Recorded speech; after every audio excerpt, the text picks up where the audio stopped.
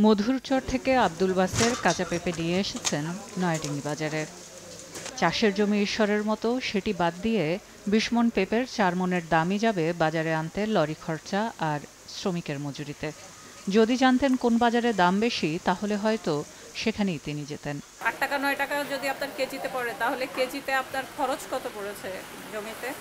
জমিতে ওটা হলো মায়ের সার গেছে, অত হিসাব রাখি না আমরা। ৪২৮ টাকা দেওয়া লাগে। তারপরে যে পলির দাম আছে, গাড়ি ভাড়া, কেয়ারিং আছে, মিলা জুলা যদি বাজার ১০টি হয় তাহলে কটা থাকবি, যদি ৮টি হয় তাহলে পরে জোরে দিয়ে আর কি কিছু কিছু থাকলে থাকতে পারবে না। তাদের চাষের প্রোডাক্টের কিন্তু ৫ গুণ থেকে 10x প্রাইসে হচ্ছে আমরা ঢাকায় কনজিউম করতেছি, কিন্তু কৃষকেরা কিন্তু হচ্ছে সেই হচ্ছে গিয়ে ১ কেজি আলু ২ টাকা ৩ টাকা সেই দামে সে বিক্রি করতেছে। আব্দুল বাসেরের মতো কৃষকদের জন্য ২ যুবক গড়ে তুলেছেন কৃষি সহায়তা সেবা উদ্যোগ ফসল। কৃষকরা কিভাবে ভালো দাম পাবেন, কোন বাজারে আজকের দর কেমন, ফসল বিক্রির ভালো দামের সময় কখন হতে পারে, তার পূর্বাভাস দিতে নিজেরা তৈরি করেছেন প্রযুক্তি বা অ্যাপ নির্ভর ডাটাবেজ। এরই মধ্যে নিজেদের কার্যক্রম বাড়াতে ব্যাংকে গেলেও সে অভিজ্ঞতা তিক্ত। তো আমরা হচ্ছে অ্যাক্সেসটা পাচ্ছি না, যে আমাদের এখন গ্রো করার জন্য জাস্ট ওয়ার্কিং ক্যাপিটাল দরকার। সেকেন্ড হচ্ছে প্রথমত ২-১টা ব্যাংক তো আসলে জানি না, মানে আমি নিজে পার্সোনালি হচ্ছে পিডিএফটা শেয়ার করেছি ব্যাংকের সাথে যে ভাই এটা কিন্তু রিসেন্টলি হয়েছে, আপনারা দেখেন এটা।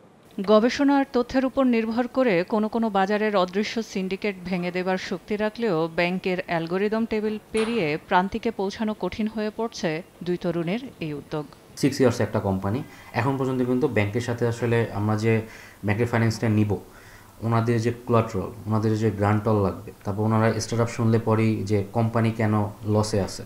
এখন দেখেন আমরা কোম্পানি কিন্তু প্রফিট, প্রত্যেক স্টার্ট আপ আমরা এখন এই স্টেজে কিন্তু we are making profit, but আমরা যেটা করি প্রফিটটাকে আমরা রিইনভেস্ট করতেছি। সো ব্যালেন্স শিটে কিন্তু দেখা যায় যে নিচে তলানিতে কিন্তু আমরা এক লসে আছি। সাকিব হোসাইনের মতে দেশীয় ভেঞ্চার ক্যাপিটালে বিনিয়োগ পেলে প্রান্তিকের কৃষকের মাঠ থেকে মূল্যস্ফীতির চাপে থাকা খাবারের মূল্যে প্রভাব রাখতে পারে তরুণদের ক্ষুদ্র ক্ষুদ্র এসব উদ্যোগ।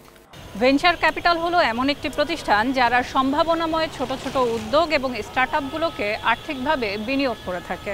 সারা বিশ্বের অর্থনীতিতে দাপিয়ে বেড়ানো মাইক্রোসফট, ইন্টেল, ইবে, আমাজনের মতো প্রতিষ্ঠানগুলো ভেঞ্চার ক্যাপিটালের উপর দাঁড়িয়ে।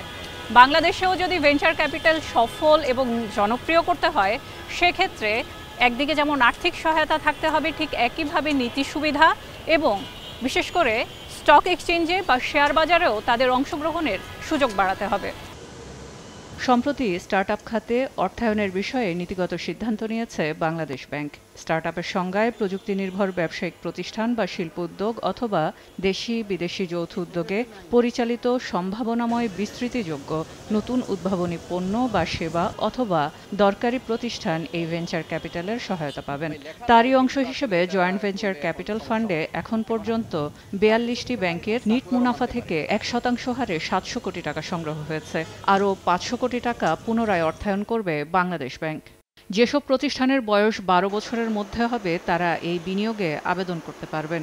উদ্যোক্তাদের বয়স ২১ বছরের বেশি হতে হবে। প্রতিষ্ঠানের বয়স বিবেচনায় বিভিন্ন স্তরে ২ কোটি টাকা থেকে ৮ কোটি টাকা পর্যন্ত এই বিনিয়োগ পাওয়া যাবে। তবে এই বরাদ্দকৃত অর্থ যথেষ্ট হবে না বলে মনে করে বাংলাদেশ ব্যাংক। এর মধ্যে পটেনশিয়ালিটি আছে এবং এই পটেনশিয়ালিটি সবচেয়ে বেশি আছে আইটি সেক্টরে। তো বাংলাদেশ ব্যাংক তখন চিন্তা করলো যে এরা যদি মানে এমপ্লয়ি না হয়ে এমপ্লয়ার হয়ে যেতে পারে তবে দোষ কি, কিন্তু এদের জন্য যে ফান্ডিং দরকার। তো এই কারণে স্টার্টআপ ফান্ডটা গঠন করা হয়েছে। এই তহবিলটা ব্যবহার করে মানে একটা প্রতিষ্ঠিত কোনো প্রতিষ্ঠানের সাথে জয়েন্ট ভেঞ্চারে ইনারা এই কাজটা, ইয়ং জেনারেশনের কাজটা করতে পারবে। এই জন্য বাংলাদেশ ব্যাংক একটা তহবিল গঠন করেছে। আপনারা জানেন প্রায় ১২০০ কোটি টাকার একটা তহবিল আছে। অনেকে প্রাথমিকভাবে বলে দিবে যে ১২০০ কোটি টাকায় কী হবে। এই ১২০০ কোটি টাকা যদি পর্যাপ্ত না হয়, বাংলাদেশ ব্যাংক সবচেয়ে বেশি খুশি হবে। আর্থিক খাত বিশ্লেষকদের মতে স্টার্টআপ বিনিয়োগে ঝুঁকি বেশি, আবার সফলতাও বেশি। ফলে অর্থনীতির নির্ভরশীলতার ফ্ল্যাড লাইট পাল্টে দিতে পারে এই খাত। স্টার্টআপের জন্য আলাদা ফার্ম থাকে। তাদের আইডিওলজি কি financing? No, kind of equity financing. বা 5টা প্রতিষ্ঠানকে একসাথে টাকা দিব, আইডিয়া কিন্তু 5টা। আমি কিন্তু ধরে নিচ্ছি যে 2টা বা 3টা ফেল করবে, 2টা টিকবে। এই 2টার মধ্যে রিটার্ন আসবে, কোনোটাতে 50%, কোনোটাতে 60%। 5টার যে এভারেজ হবে, এভারেজ কিন্তু 10%-এর বেশি। তার মানে লোন দিলে, 5টাকে লোন দিলে যা হয়, 2টা স্টার্টআপ টিকে গেল 5টার মধ্যে, সেখান থেকে রিটার্ন কিন্তু তার থেকে বরং বেশি চলে আসলো।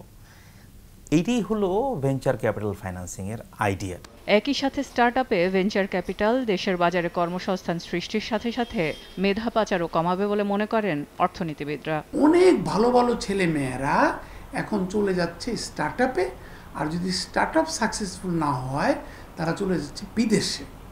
তো সেই ক্ষেত্রে আমাদের একটা বিরাট দায়িত্ব, একটা তো ব্রেইন ড্রেন লোক চলে যাচ্ছে, তার থেকেও বড় দায়িত্ব যে আমাদের ইকোসিস্টেমের মধ্যে মেধা লালনের একটা সুযোগ সৃষ্টি করার জন্য সামগ্রিকভাবে, যেটা ভবিষ্যতে আমাদের নীতি প্রণয়নও কাজে লাগবে, এই সমস্ত সাকসেসফুল ইয়াং ব্রিলিয়ান্ট এন্টারপ্রেনার তাদেরকে রাখা।